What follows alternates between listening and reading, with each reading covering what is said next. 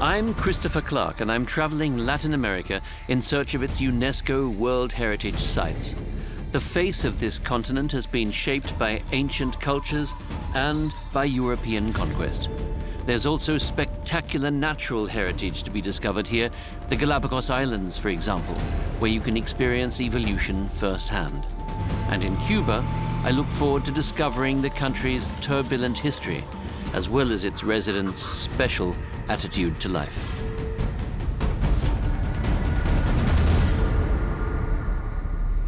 In Latin America, the past is wrapped in mystery. Ancient cities built and inhabited by unknown peoples and abandoned centuries ago for reasons we still puzzle over.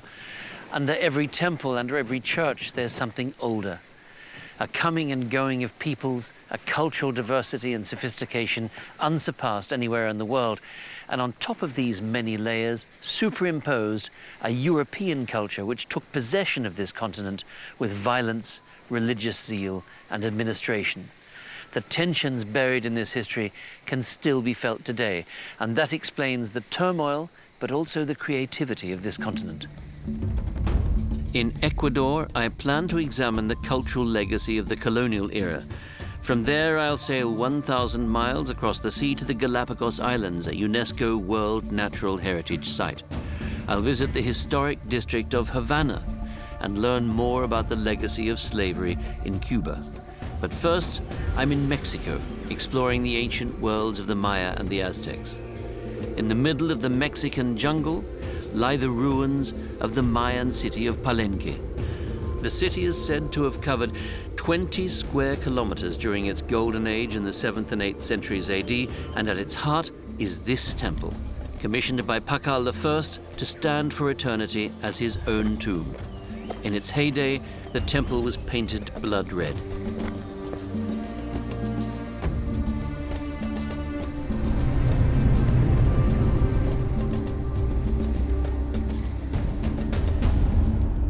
Inside, a winding passageway leads down into the burial chamber of King Pakal, who ascended the throne when he was 12 years old and still ruled his powerful empire at the grand old age of 80. The dead king lay resplendent in his tomb, wearing costly jewelry and a jade mask. His resting place was discovered only decades ago. In all that time, amazingly, it had never been disturbed by grave robbers. Only the elite among the Maya were permitted to wear jade jewelry. This valuable stone was also a symbol of power. The skeletons of 5 other people were found near the grave. They were probably sacrificed so that they could accompany Pakal on his journey to the afterlife. In keeping with their beliefs, the Mayans constructed a path to allow their dead king to reach the underworld. The tunnel travels deep into the earth and was filled with water. The idea was that the soul of their ruler would be swept along with the current, down to the roots of the tree of life. The Christian Old Testament, or the Mosaic Bible, also describes a tree of life next to the tree of knowledge in the Garden of Eden. It symbolizes immortality, and it's extraordinary that when it comes to matters of religious belief, even very different cultures touch each other in unexpected ways. Archaeologists only recently discovered a spring and a canal system under the tomb, so the spirit of the Mayan king will have easily found its way down into the underworld.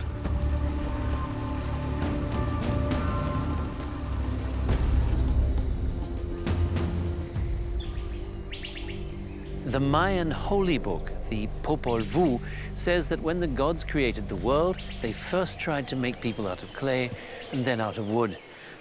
Both attempts failed. It wasn't until they used maize that they finally succeeded in creating the first human beings. And that's why even today, the Mayans still call themselves people of corn. The Maya settled in Mexico and Central America about 4,000 years ago, but the classical era of the Maya civilization lasted from about 400 to 900 AD. The Aztecs' sphere of influence was central Mexico, but that came later, between the 14th and the 16th centuries. Some descendants of the ancient Maya live around Palenque. They are known as the Lacandon. Cain Garcia Garcia speaks only the Lacandon language. his son translates into Spanish for us. Do you still consider Palenque to be the center of the universe? Yes, it is a holy place for us. We believe in the gods of our ancestors, and our religion is unique. Its roots are here, even though our ancestors sometimes had to leave their cities when resources grew scarce. Otherwise, they were very advanced, as mathematicians, physicists, astronomers. We, the Lacandan, are still guided by the stars. They show us the way in the jungle.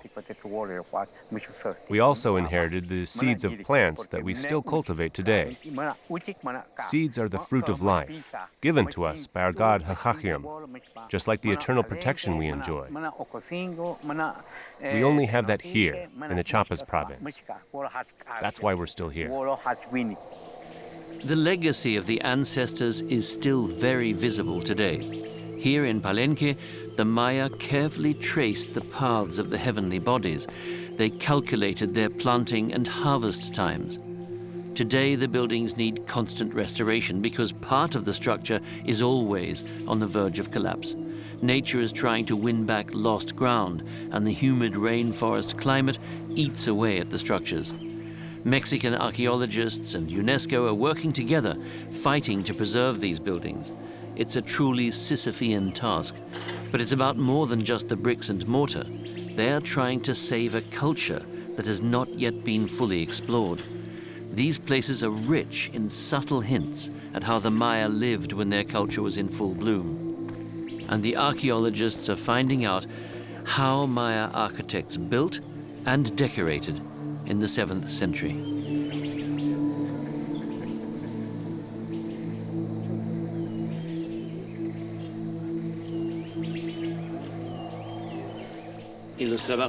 And is the work today done using the same materials as the Maya? Yes, thanks to the archaeological studies that have been carried out. For the last 100 years, we've known that lime was the material that they used to strengthen not just buildings, but also plaster, and sometimes stucco decorations and sculptures. So, based on the information that we have, we use the same materials that the Maya used. That's why we can better preserve them, and they look more authentic with the original materials. And there are some stunning reliefs. Here we see King Pacal's mother handing the crown to her son. It may well be that the Maya sacrificed humans to their gods more often than we used to think, and the nobler the blood of the victim, the happier the gods would be. How were the human sacrifices carried out? We found informative depictions in several different Maya ruins, on wooden tablets, in paintings, on pots and as stucco molding. There are images of people being grabbed by the hair, then having their heads chopped off with an axe. This was one way people were sacrificed. Other sacrificial victims would lie down like this and allow themselves to be stabbed, and their bodies would be opened up here at the breastbone, and their hearts were torn out. There are even commemorative stones with the names of royal prisoners. These names are from some of the most famous families of that time. But what happened to others who weren't of royal blood?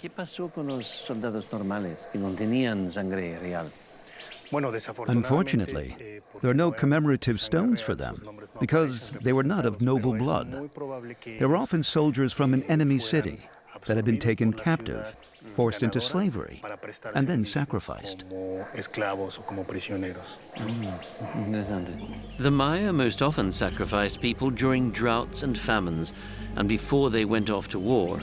And among the Aztecs, sometime later, the custom of human sacrifice came to play an even more important role.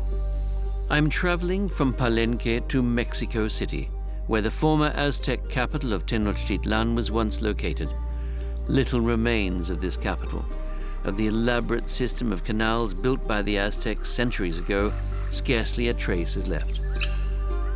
Tenochtitlan was constructed across several islands in Lake Texcoco, connected to the mainland by 5 dams. The brick dams and the canals served as transport routes, It was a perfectly organized metropolis, a hub of trade and a center of education. The square in front of the Templo Mayor, the Grand Temple, was the heart of the city. On the ruins of the Aztec temple, destroyed by the Spaniards, the conquerors built an enormous cathedral. They also drained the city of its water. The original rulers of the city conducted human sacrifices to their gods on this exact spot on a grand scale. Hundreds of people were killed on the top level of the Templo Mayor. Once dead, they were beheaded and their skulls stacked up into towers. Most of the sacrificial victims were between 25 and 35 years old. They died for Huitzilopochtli, the god of war. The Aztecs believed that these constant sacrifices were necessary to keep the world turning. The gory rituals of the Aztecs involved cutting out the hearts of their victims, and not just their opponents on the battlefield, but women and children as well. But the Aztecs were not a godless people of butchers and cannibals, as the Spanish conquistadors unfairly described them. They weren't motivated by cruelty. In their eyes, their victims were sacrifices owed to their gods. We don't know exactly who was killed here. Were the sacrificial victims just captured enemies, or did the Aztecs' own people also face this ordeal? What we do know is that the sacrificial cult was one of the cornerstones of Aztec religion. These sacrifices were meant to ensure that the sun would rise again in the morning and that the world wouldn't simply descend into darkness. The Aztecs firmly believed that they had to give their gods what they called precious water, chalchihuatl, and this precious water was nothing less than human blood, offered up to the gods in the still beating hearts of the Aztecs' human sacrifices. The victims died, but their blood nourished new life. And this is how the Aztecs themselves depicted it. They removed the victim's heart and held it up to the heavens. There are still so many mysteries in the ancient Maya and Aztec cultures. The National Museum of Anthropology in Mexico City contains the world's largest collection of ancient Mexican art. The stone sculptures dedicated to their gods remind us of the importance of mythology to the ancient cultures in this part of the world. It was the key to the meaning of life and of the world that lay beyond death.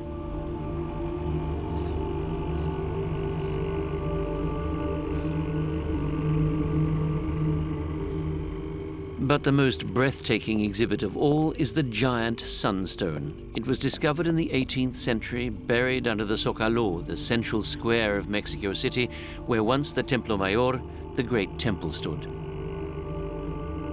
Maestra, many people think that this stone is a calendar. What was it really? ¿Qué es su significado verdadero? Well, it is a monument dedicated to the cult of the sun for the Aztecs. Sun worship was the most important thing to them. It doesn't record the passage of time, so we can't consider it a calendar. However, what the Aztecs depicted in this stone are the ideas that they had about time, the passage of time. The center represents the 4 eras or suns before the 5th sun. The 5th sun is the sun of the Aztecs, which is in the center of the stone. Surrounding it, in the first ring, are the days. The years are next, and finally there are 2 big fire serpents, which represent the place where the sun moves. They are carrying the sun across the sky.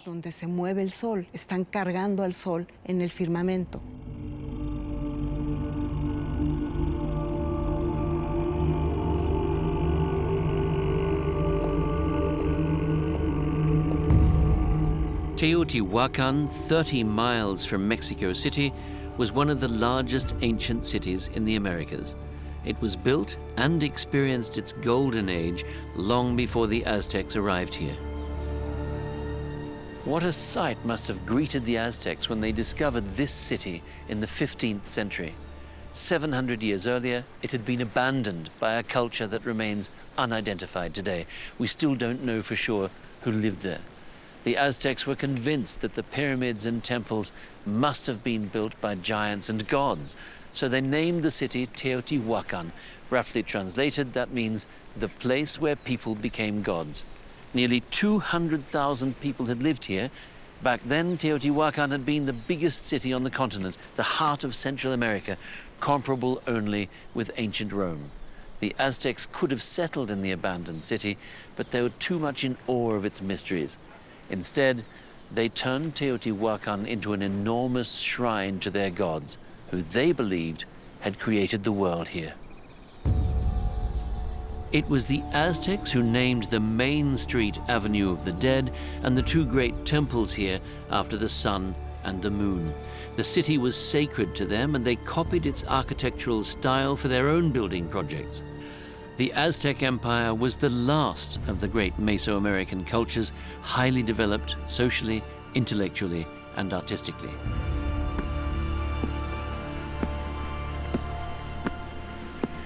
In their moral and ethical reasoning, the Aztecs were pragmatists. There's an old Aztec proverb that says, "The earth of this world is slippery." And what they meant by that was that even a good person can slip into ill.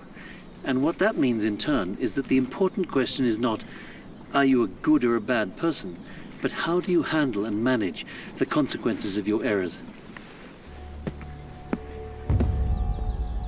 Alone here in the early morning, you can feel the magic of this lost world.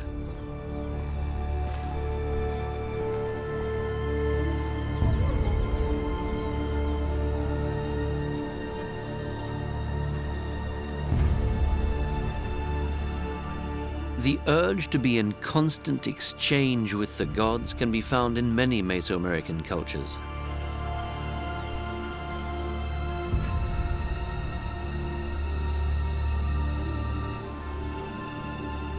Among the Central American peoples, it was the king who was the world's link to the divine. He held the cosmos together, and he commanded that rituals and sacrifices be performed for the gods. He was responsible for preventing crises, such as failed harvests. And time played a crucial role in these cultures. The Central American peoples distinguished between ritual time and solar time. In other words, between sacred and worldly time. There was a calendar for each, and the two species of time were integrated with each other, allowing events from the past or from the world of the gods to be embedded in the experience of living humans. Teotihuacan has been a UNESCO World Heritage Site since 1987. It has not been fully excavated yet. Only a fraction of the city is actually visible. Everything was planned with perfect symmetry, like a chessboard. The heart of the complex is the temple of Quetzalcoatl, the god depicted as a feathered snake, found in many Mesoamerican religions.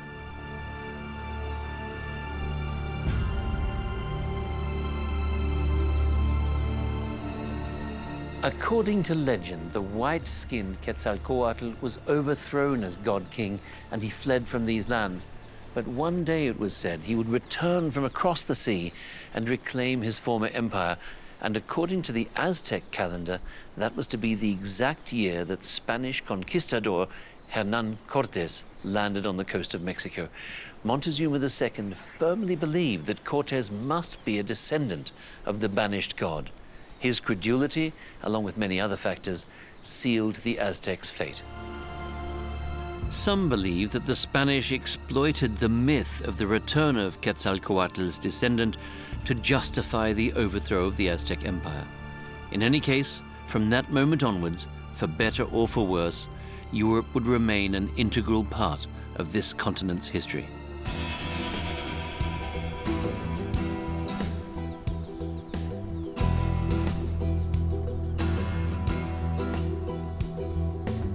Nowhere can you see more clearly than in this little city of Cholula with what confidence and arrogance the Spaniards took control of this country. This used to be the location of the largest pyramid in Central America, perhaps in the entire world. It was dedicated to the god Quetzalcoatl, and it was built by Central American nations whose identities are still not known. In the 16th century, the Spaniards built right on the top of that a cathedral, Nuestra Señora de los Remedios. What an act of domination.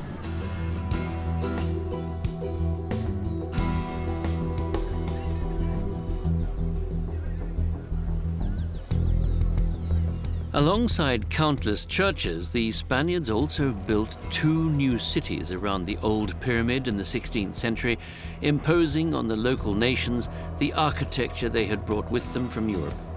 The city of Puebla, a UNESCO World Heritage Site, is a particularly well-preserved example of this architecture.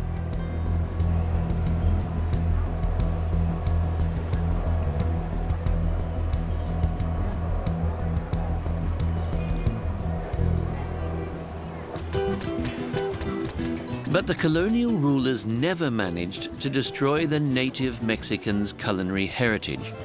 Instead, there was an immediate fusion of cuisines. The Spanish brought their livestock. Pigs and cows were particularly popular with the indigenous people, who updated their recipes accordingly. The local women in charge of the cooking became the facilitators of cultural exchange. It was a meeting of cultures through palates and stomachs, and the culinary tradition they created still survives today.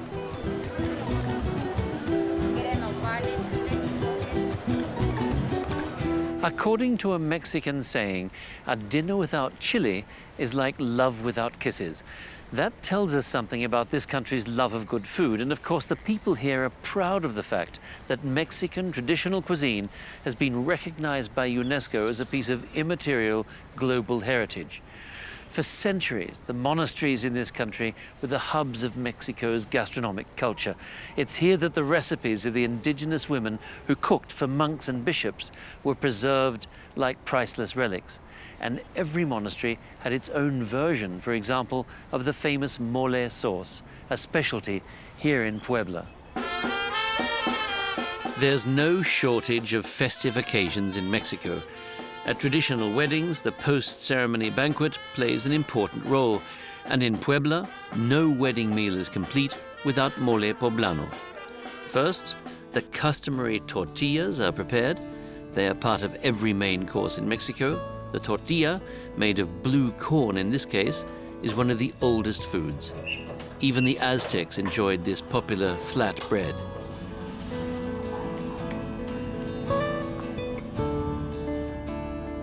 What are the ingredients of a mole sauce? Well, we use cinnamon, sesame, peanuts, plantains and almonds, raisins, and mulatto peppers. Chile mulato.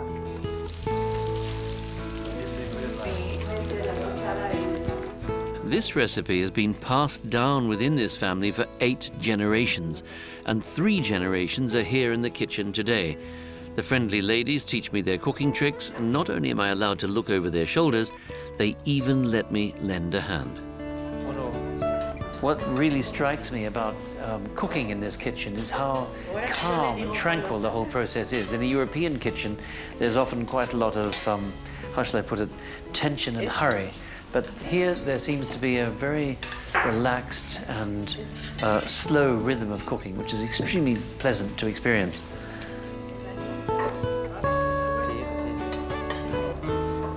This is where ancient Aztec cuisine fuses with elements from Europe and from Spain in particular.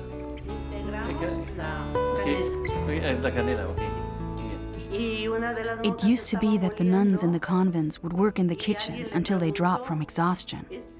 Milling the corn to make cornmeal for tortillas was the most strenuous work. And we also get the name of this dish, mole, from the verb moler, which means to mill.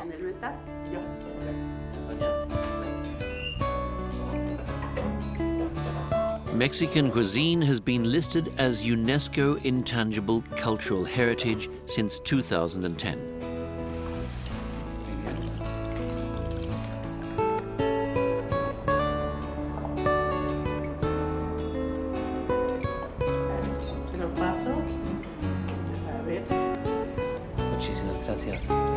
This is how the church dignitaries must have felt as they enjoyed the finest meals from the convent kitchens on Mexico's many holidays.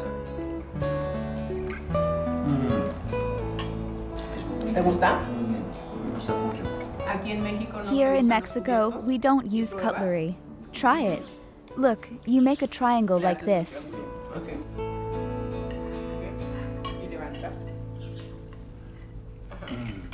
And now it's time for me to say goodbye to Mexico, to the city of Puebla and its local volcano Popocatépetl, which is active and still erupts from time to time. My journey takes me now to Cuba, with its capital city of Havana and the Valle de Viñales, the Mecca of tobacco.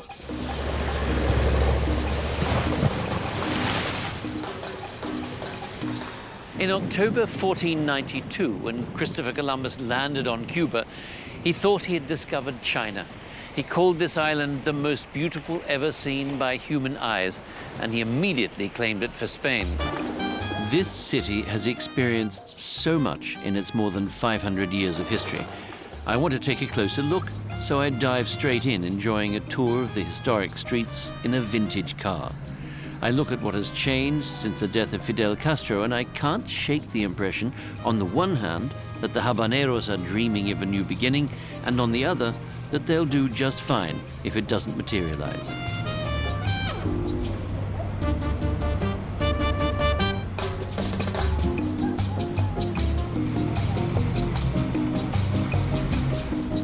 Here you can really feel how the turbulent chapters of Cuba's history have shaped this city. Spanish colonialism, African slavery, rebellion and resistance, the golden age of the sugar barons.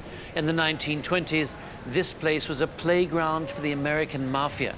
And then came the victory of the Cuban Revolution under Fidel Castro and 60 years of socialist rule. And throughout all of these challenges, the habaneros, as the inhabitants of this Caribbean Babylon are known, have retained their indomitable joie de vivre.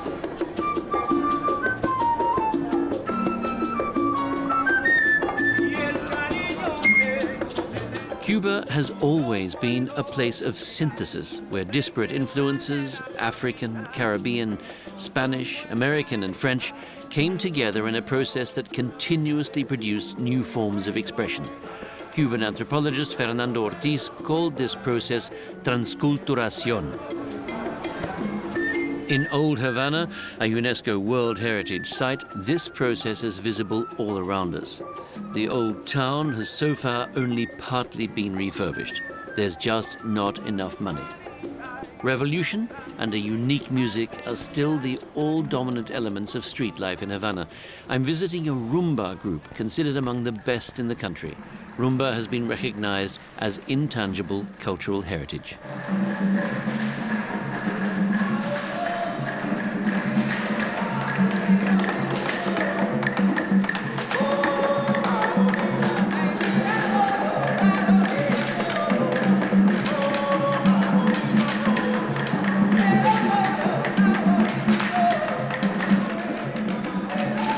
It's a mix of music and dance, singing, gesture, and intense interaction between men and women.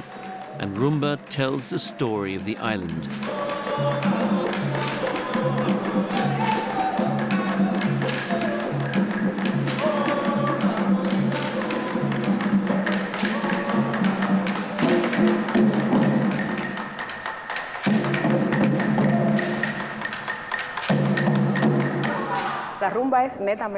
Rumba is typically Cuban, with African influences, because the black people from Africa who were transported to Cuba as slaves sang as a form of protest. As an expression of their protest, they sang about their country, their homesickness, love, mistreatment, and the songs were passed on from generation to generation in this way. There were mulattoes and whites, but mostly black people who adopted rumba as a form of expression, as a means of liberation. These experiences, memorialized in music, must have left their mark on the landscape as well. It's said that the best tobacco in the world is grown here in the Viñales Valley. I'm looking for the masters who can roll a real Cuban cigar, because this is where famous brands such as Cohiba, Montecristo, and Romeo y Julieta come from.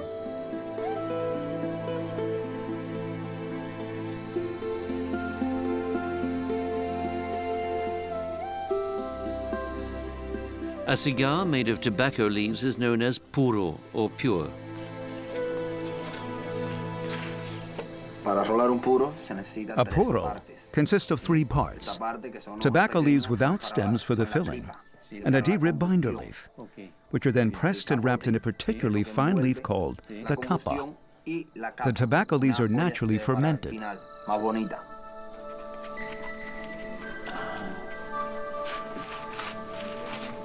Even Columbus marveled at the peculiar cigarettes smoked by the indígenas, the indigenous peoples, but it wasn't until the 18th century that the Europeans, who had always preferred chewing tobacco or snuff, developed a taste for smoking, and tobacco production spiked.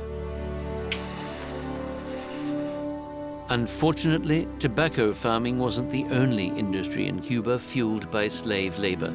Slaves also worked on the coffee and sugarcane plantations. The Caribbean became the theater of a competition among the European colonial powers. There was a growing appetite for products from the Caribbean, and in the process, human beings became the most desirable merchandise of all. No other product is as closely intertwined with the exploitation of human beings in this region as sugar. Tobacco may be the symbol of Cuba, but sugar was the true driver of its modern history. By the middle of the 19th century, the island could boast a state-of-the-art, high-tech sugar industry with factories larger than the cotton mills of Manchester, all dependent on the labor of slaves. There can be no glossing over of the horrors of slavery or the suffering of the enslaved. The colonial rulers, our ancestors, lined their own pockets at the slaves' expense. It's difficult to imagine the atrocities this peaceful valley and this entire continent have seen over the centuries. Of course, there have always been wars and conflict here as everywhere else, but the Spanish conquest of Latin America and the Caribbean marked a new departure. In some places, entire populations were wiped out. Oppression and enslavement followed. All of these countries witnessed courageous movements of resistance, emancipation, and independence, but the original sin of European conquest continued to shape their history. Terrible as this saga of violence and destruction is, it's hard to explain the diversity and creativity of this part of the world without that traumatic background. It's a contradiction that continues to animate culture here, and it helps to explain the unique charisma of these societies.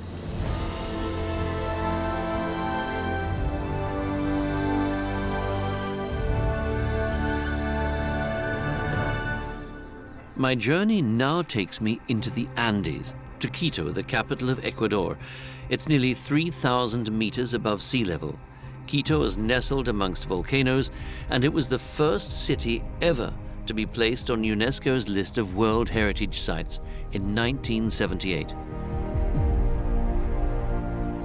The high snow-capped peaks, the active volcanoes and earthquakes, the vegetation and the customs of the people make this region one of the most interesting in the world.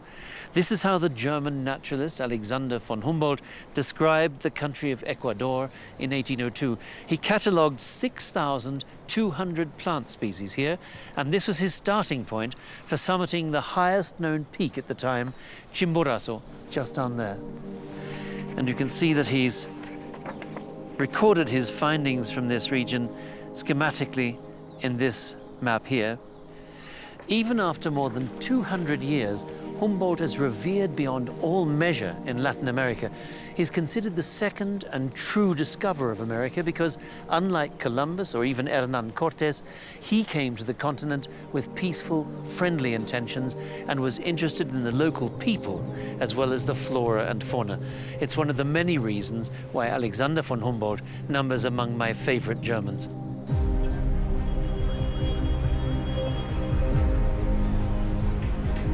In 1534, the Spanish conquered the ancient Inca Empire in the Andes. The Incan temples were forced to make way for colonial architecture. Today, Quito possesses one of the most extensive and best preserved historic centers of Spanish America. Professor Sofia Luzuriaga Jaramillo is conducting research into Quito's turbulent history. The city brings together indigenous and European architectural and artistic traditions. It's an area like this that is located in the wide valley of Guayabamba. What was Quito like at this time? It was a Quito that was moving. It was a Quito with a lot of interaction.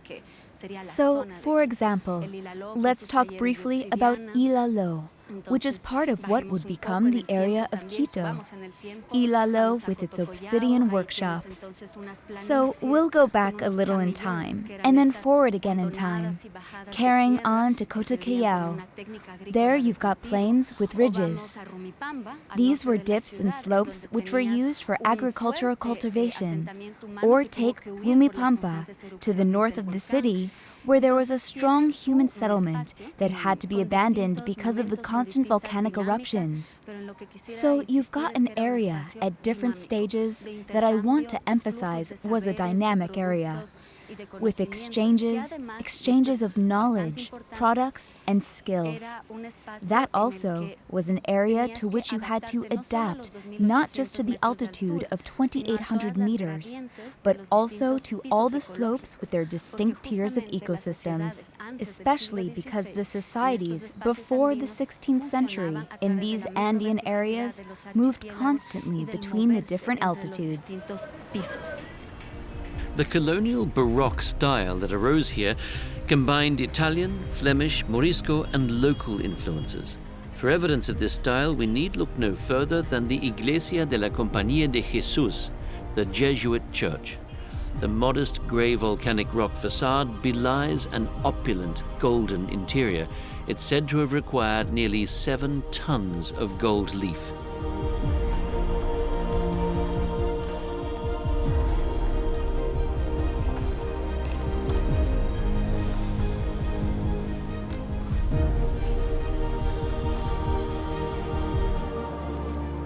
One of the really fascinating things about this place, about this church, is how different cultures are brought together here. So you can see in the vaulting over the nave, Moorish, Arabic-looking inscriptions and decorations by the Moorish artisans who came with the Spaniards during the conquest of Ecuador. And behind me, of course, all the pomp and glory of the European Baroque. And above me, in this beautiful dome, a reference to the sun, and thus a coded reference to the sun god of the conquered Incas. The local people, the indigenous of Ecuador, were supposed to feel spiritually at home in this church as well. And this is something perhaps that almost all these places of global cultural patrimony have in common. They're places where, despite all the history of destruction, transition and subordination, pieces, different broken pieces of humanity are brought back together. The Jesuits who built this church were able to afford all this gold leaf because they were also businessmen who commissioned the cultivation of sugarcane on enormous swathes of land, laboriously planted and harvested by the descendants of the Incas and by African slaves. This was how they financed the construction of churches like this one. But Ecuador would soon cast off Iberian Spanish colonial rule. The great revolutionary Simón Bolívar fought to liberate several countries, and in 1822, Ecuador gained independence. The country, incidentally, gets its name from the equator, which runs straight through it. Here in Quito, in Ecuador, a few years ago, they used GPS to draw with military precision the equator as a line in the ground.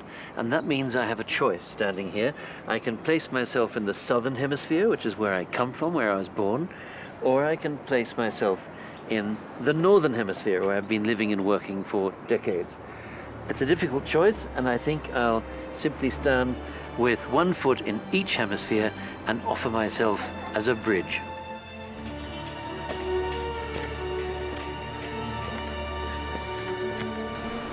Just below the equator are the Galapagos Islands, one of the last true corners of paradise on this planet. In 1835, British naturalist Charles Darwin set course for the 19-island archipelago on board the Beagle, a British Navy survey vessel. Darwin was 24 years old at the time. He'd abandoned his medical studies and thrown himself headlong into studying the natural world. He was fascinated by the flora and fauna of the Galapagos, and he soon realized that different species of marine iguanas, tortoises, thrushes, and finches lived on the different islands. From these and other observations, he gradually developed the theory that the plants and animals had adapted over time to their respective environments.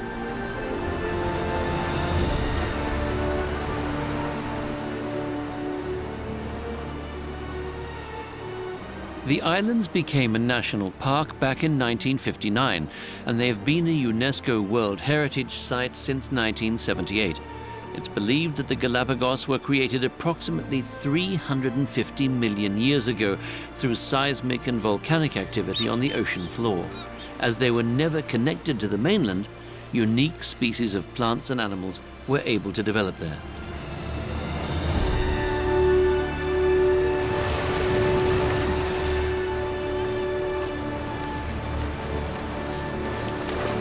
Here on the Galapagos Islands, we can take a close-up look at the process of evolution as it occurred everywhere on the planet. Why here exactly? Well, interestingly enough, these islands are completely isolated from one another. Each one stands alone, and the mainland is 1,000 kilometers away. This allowed the various species on the islands to develop independently, undisturbed by external influences. And the environment is a challenging one for the organisms living here. Fresh water is scarce, UV radiation is intense, and there are extreme droughts. Plants and animals that were carried onto the islands on the wind or on driftwood had to adapt and change radically in order to survive. If they didn't, extinction loomed. The result was that the same species developed in different directions on the different islands. And this observation was an important building block for Charles Darwin's theory of evolution, which came to him later after his trip to the islands on the Beagle. It was impossible to get any proper work done on the Beagle. Darwin suffered terribly from seasickness. Unlike the rest of the world, the Galapagos Islands are dominated by reptiles, not by mammals. The giant tortoises that lend the archipelago its name must be around here somewhere. Galapagos means saddle in Old Spanish, and the shells on these primordial giants really do look like saddles. Darwin said that he rode on the backs of the tortoises, but it was difficult to keep his balance.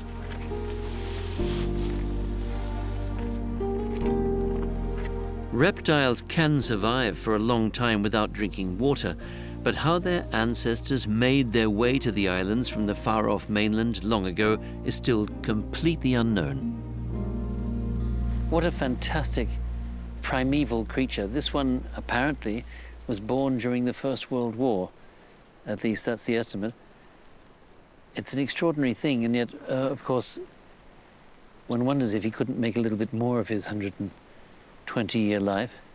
It seems a somewhat structureless existence, munching on grass for 130 years, but still magnificent all the same.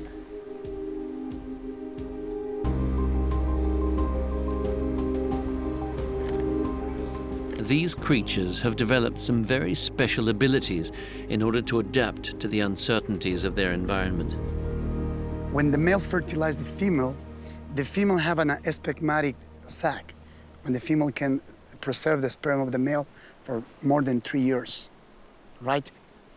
Yes, if any time during these 3 years, the rainy season is good, the female will fertilize the eggs that take a couple of weeks to increase the size of the eggs and then lay the eggs, right? Female tortoises have a very high degree of reproductive self-control. Not only that, but also the female can delay the development of the egg. For that reason, they guess the tortoises can keep the sperm and the eggs for about 5 years, and the female can skip bad seasons. What's special about this species? Why does it get so old? Why do tortoises reach such an extraordinary age? Well, that's a good question. But we started research since 1965. It's in a very short time, in a very short period of time. But one of the very important evidence that we have is from Steve Irwin, the guy from Australia. When Charles Darwin came here in 1835, he brought out many species from Galapagos. In the group of the species that he brought out from here, were the tortoises as well. For any reason, one of the tortoises that they named Harry in the beginning, but they discovered was a female, and they changed to Harriet. This is Harriet, who was in Melbourne Zoo. Exactly. Steve report that tortoise died after 170 years. Yeah. That is the only real evidence that we have about their lifespan. But for scientists, that is the record of life, because you know, we put in a very top, very strong animal, living in captivity with a bed, with food. Yeah, you know, probably we can help. It's a pretty privileged existence. Exactly. The larger islands with lusher vegetation and lots of grass are home to species with domed shells. Their relatives on the smaller, rockier islands, on the other hand, developed very different shells, and they needed to be able to stretch their necks up much higher to reach sources of food. Darwin noticed this, and the many different species of finches on the islands also gave him food for thought. It wasn't until after his journey to the Galapagos Islands that Darwin began to work his observations of the Galapagos finch species into some kind of theoretical structure, and today some of these birds are still named after him. The finches, he argued, had evolved independently of each other on the different islands, and each type of finch had a very different beak. Some of their beaks were short and thick to help them crack nuts. Others had longer, thinner beaks that were ideal for catching insects. The finches, in other words, had evolved into distinct species, adapting to the food available on the islands where they live. Changing from generation to generation was the only way they could survive.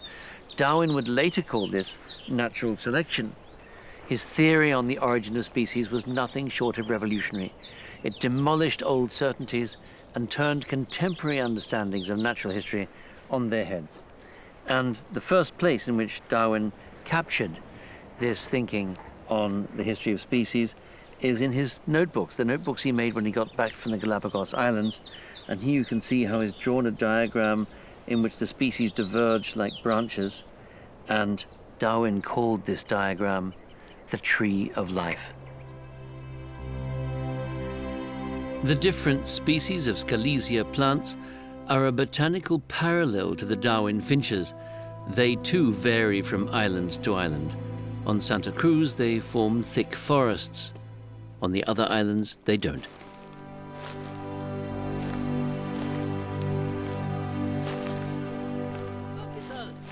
On my expeditions to the various islands, I meet rangers who are looking after species of birds that are nearly extinct. Today, one of the very rare Galapagos petrels is scheduled to be marked. They're endemic here, so they can only be found on the Galapagos Islands and are on the list of critically endangered animal species. They nest in burrows in the ground to protect their eggs and chicks from predators like rats, which arrived on the islands along with humans. The ranger's goal is to mark and observe every individual fledgling. Protecting this unique species is also their duty to this UNESCO World Natural Heritage Site, say the rangers.